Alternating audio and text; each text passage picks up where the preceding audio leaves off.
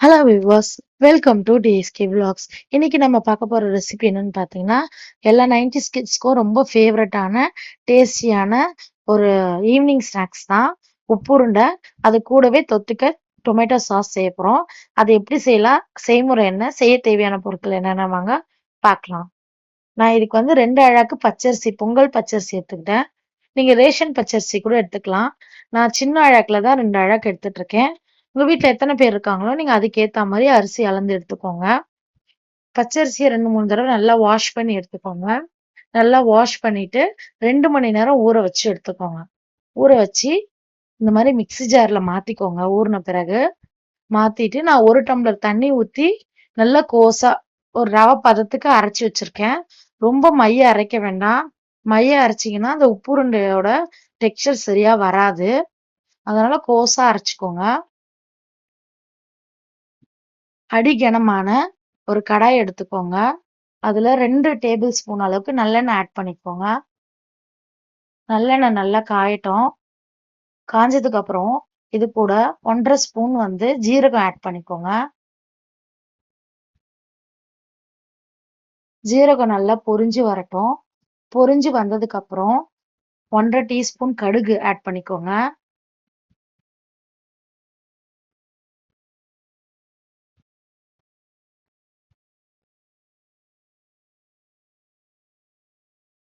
இப்ப நம்ம போட்டோம் இல்லையா கடுகு, ஜீரகம், இது 2மே நல்லா பொரிஞ்சு வந்த உடனே காஞ்ச மிளகாய் இருக்கு இல்லையா, 3ல இருந்து 4 காஞ்ச மிளகாய் உங்க காரத்துக்கு ஏற்ப அது சின்ன சின்ன பீசஸா கட் பண்ணி வச்சுக்கோங்க.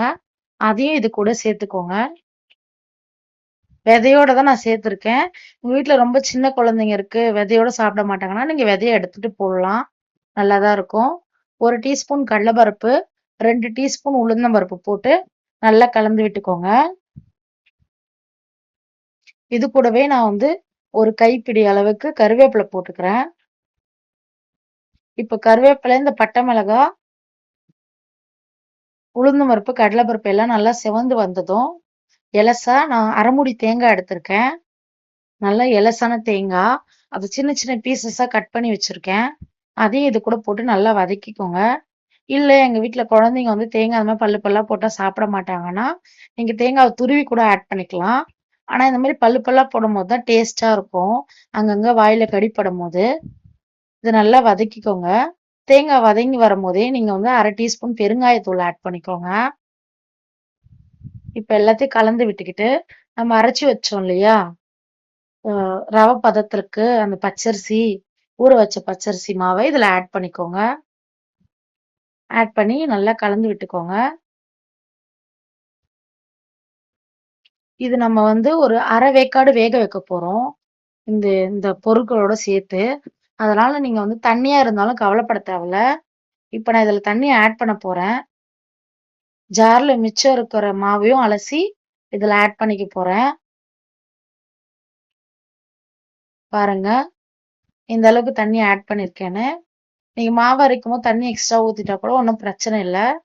பாருங்க இந்த அளவுக்கு நல்லா ரவை உப்புமா பதத்துக்கு திரண்டு வந்ததுக்கு அப்புறம் ஒரு கைப்பிடி அளவுக்கு கொத்தமல்லி போட்டு கலந்து எடுத்துக்கோங்க. கொத்தமல்லி போடும் போது நீங்க அடுப்பு ஆஃப் பண்ணிட்ட பிறகு போடுங்க. ஃப்ளேவர் நல்லா இருக்கும். பாருங்க எந்த அளவுக்கு கடாயில ஒட்டாம நல்லா வந்திருக்குன்னு பாருங்க. இந்த பதத்துக்கு வரணும். அப்பதான் உப்புருண்டியோட டெக்ஸ்சரும் டேஸ்டும் நல்லா இருக்கும். பாருங்க அடுப்பு ஆஃப் பண்ணிட்டு கொத்தமல்லி போட்டு நல்லா கலந்து விட்டுக்கோங்க. கரண்டிலே கலந்து விட்டுக்கோங்க. ஏன்னா கொஞ்சம் சூடு இருக்கும். ஏன்னா அடுப்பு ஆஃப் பண்ணிட்டு உடனே நம்ம போடுறோம் இல்லையா, சூடு இருக்கும். உடனே கை வச்சு நீங்க கிளற தேவையில்ல. நல்லா கொத்தமல்லி தழை போட்டு நல்லா கிளறி விட்டுட்டு ஃபேன் காத்துல நல்லா ஆற வச்சுக்கோங்க. உங்க கை பொறுக்கிற சூடு வர வரைக்கும் நல்லா ஆற வச்சுக்கோங்க. இந்த ஆறி வர கேப்ல ஒரு இட்லி பாத்திரத்துல ஸ்டீமர் தட்டுன்னு இருக்கும் இல்லையா, அந்த தட்டு போட்டு அது மேல வாழை இலை போட்டுக்கோங்க. இதுதான் பதம், உப்புருண்டைக்கு தேவையான பதம். மாவு கொஞ்சம் கையில ஒட்டும். அதெல்லாம் நீங்க எண்ணெயோ தண்ணியோ கையில தொட்டுக்கோங்க. தொட்டுக்கிட்டு உங்களுக்கு தேவையான ஷேப்ல சைஸ்ல நீங்க உருண்டை பிடிச்சுக்கோங்க. இப்ப பிடிச்ச உருண்டை இல்லையா, அந்த வாழை இலை போட்டு வச்சிருக்கோம் இல்லையா இட்லி தட்டுல, ஸ்டீமர் தட்டு போட்டு அதுல வந்து ஒன்னொன்னா அடுக்கிக்கோங்க. அடுக்கிட்டு 20ல இருந்து ஒரு 25 நிமிஷம் நீங்க நல்லா வேக வச்சு எடுத்துக்கோங்க. மேக்ஸிமம் நீங்க வந்து 15 நிமிஷம் வேக வச்சாலே நல்லா வெந்துரும். சின்ன குழந்தைங்க, வயசானவங்கலாம் சாப்பிடணும் இல்லையா? அதனால ஒரு 20 நிமிஷம் வேக வச்சுக்கோங்க. அப்பதான் வந்து நல்லா பளபளன்னு வரும். உங்களுக்கு இஷ்டமான சைஸ்ல, ஷேப்ல நீங்க புடிச்சு வச்சுக்கலாம். நான் கொஞ்சம் நீள வாக்குலயும், உருண்டை வாக்குல 2 ஷேப்ல புடிச்சு வச்சிருக்கேன். இது இப்ப நம்ம இட்லி குண்டான்ல அடுக்கிக்கலாம். பாருங்க, இட்லி குண்டான்ல வாழை இலை போட்டிருக்கேன். அது மேல அடுக்கிக்கோங்க. அடுக்கி மூடி போட்டு 20 நிமிஷம் வேக வச்சு எடுத்துக்கோங்க. மீடியம் ஹீட்ல வச்சு. இந்த உப்புருண்டை வேகிற சமயத்துல இதுக்கு நம்ம ஒரு சாஸ் பண்ணிடலாம் தொட்டுக்கிறதுக்கு. அதுக்கு என்னென்ன பொருட்கள் தேவைன்னா, 2 பெரிய வெங்காயம், 5 தக்காளி, நாட்டு தக்காளி 5 தக்காளி எடுத்துக்கோங்க. அத வந்து நம்ம வந்து சின்ன சின்னதா கட் பண்ண தேவையில்ல. ஏன்னா மிக்ஸி ஜார்ல 2த்தையும் ஒட்டுக்கா போட்டு அரைக்க போறோம். அதனால வந்து 4ஆ 3ஆ நீங்க கட் பண்ணி வச்சுக்கோங்க.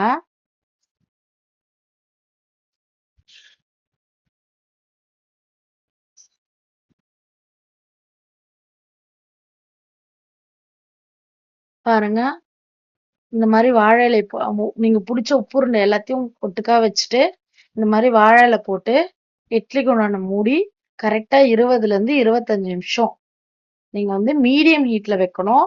ஹை ஃப்ளேம்ல வைக்க கூடாது. மீடியம் ஹீட்ல வச்சு இட்லி போல வேக வச்சு எடுத்துக்கோங்க. நான் சொன்னேன் இல்லையா, சாஸுக்கு 2 பெரிய வெங்காயம், 5 தக்காளி, நாட்டு தக்காளி, சின்ன சின்ன தக்காளி எடுத்து 2த்தையும் ஒட்டுக்கா போட்டு பச்சையா அரைச்சு எடுத்துக்கோங்க. நம்ம உப்புருண்டை தாளிச்சோம் இல்லையா, அந்த கடாயை எடுத்துக்கிட்டேன். திருப்பி 2 டீஸ்பூன் நல்லெண்ணெய் ஊத்திக்கோங்க. இது கூடவே கடுகு, ஜீரகம், சோம்பு எல்லாமே அரை அரை டீஸ்பூன் போட்டுக்கோங்க. இது நல்லா பொரிஞ்சு வந்ததுக்கு அப்புறம் இது கூடவே 2 டீஸ்பூன் அளவுக்கு இஞ்சி பூண்டு பேஸ்ட் ஆட் பண்ணிக்கோங்க. நான் இப்போதைக்கு வீட்ல அரைச்ச பேஸ்ட் இருக்கு, அது போட்டுக்கிறேன். உங்களுக்கு இஞ்சி பூண்டு பேஸ்ட் வீட்ல அரைச்சது இல்லைன்னா நீங்க ரெடிமேட் பேஸ்ட் கூட போட்டுக்கலாம். ஃப்ளேவர் நல்லா தான் இருக்கும், டேஸ்டும் நல்லா தான் இருக்கும். பாருங்க, இந்த கடுகு நல்லா பொரிஞ்சு வரட்டும். கடுகு, ஜீரகம், சோம்பு நல்லா பொரிஞ்சு வந்த உடனே நீங்க இஞ்சி பூண்டு பேஸ்ட் ஆட் பண்ணிக்கோங்க.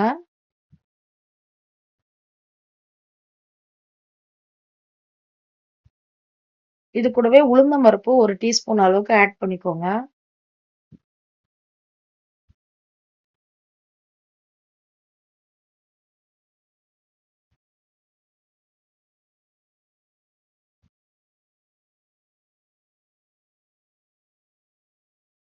இப்ப நீங்க எண்ணெயில வந்து இஞ்சி பூண்டு பேஸ்ட் போடும்போது அடுப்பை வந்து சிம்ல வச்சு கிளறி விடுங்க. ஏன்னா இஞ்சி பூண்டு பேஸ்ட்ல இருக்க தண்ணினால இஞ்சி பூண்டு பேஸ்ட் கலந்து விடும் போது கையில எல்லாம் தெறிக்கும். அதனால பார்த்து அடுப்பை ஸ்லோ பண்ணி நீங்க வதக்கிக்கோங்க. இது கூடவே நம்ம பச்சையா அரைச்சு வச்சிருக்க வெங்காயம் தக்காளி பேஸ்டையும் ஆட் பண்ணிக்கோங்க. ஆட் பண்ணி நல்லா கலந்து விட்டுக்கோங்க. இப்ப சாறுல கொஞ்சமா தண்ணி விட்டு பேலன்ஸ் இருக்க தக்காளி வெங்காயத்தையும் சாஸையும் நம்ம வந்து அலசி இதுல ஊத்திக்கலாம். ஒரு 2ல இருந்து 4 டம்ளர் அளவுக்கு நீங்க தண்ணி ஆட் பண்ணிக்கலாம். இப்போ டிஷ்ஷுக்கு தேவையான அளவுக்கு உப்பு போட்டுக்கிறேன். நீங்க உங்க சுவைக்கு ஏற்ப உப்பு ஆட் பண்ணிக்கோங்க. மஞ்சத்தூள் வந்து அரை டீஸ்பூன் ஆட் பண்ணிருக்கேன்.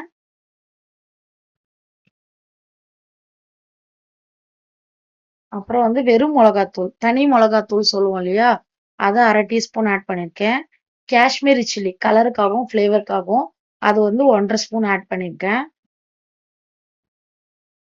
இப்போ இந்த டிஷ்ஷுக்கு தேவையான அளவுக்கு நம்ம தண்ணி ஊத்திக்கலாம்.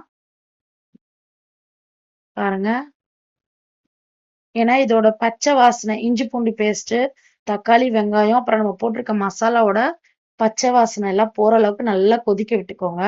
கலந்து விட்டுட்டு மீடியம் ஹீட்ல வச்சு கொதிக்க விட்டுக்கோங்க.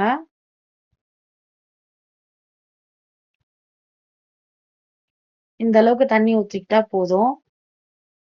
இந்த சாஸ் வந்து இட்லி, தோசை அது எல்லாத்துக்குமே நல்லா இருக்கும்.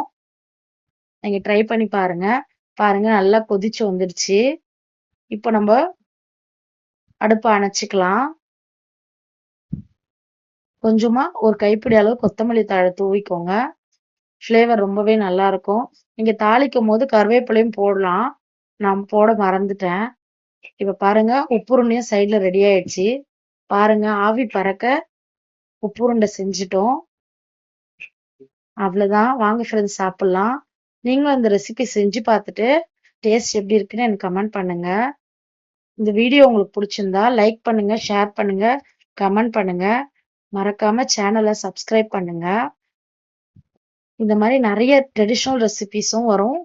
நிறைய பேக்கிங் ரெசிபிஸும் டிஃப்ரெண்ட் ரெசிபிஸ் வரும்.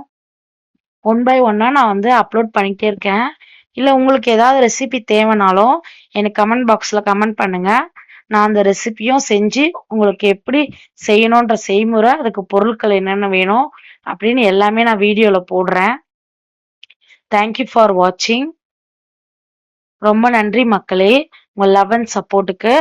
இன்னும் நிறைய வீடியோ வெயிட்டிங்ல இருக்கு. வெயிட் பண்ணுங்க. தேங்க்யூ.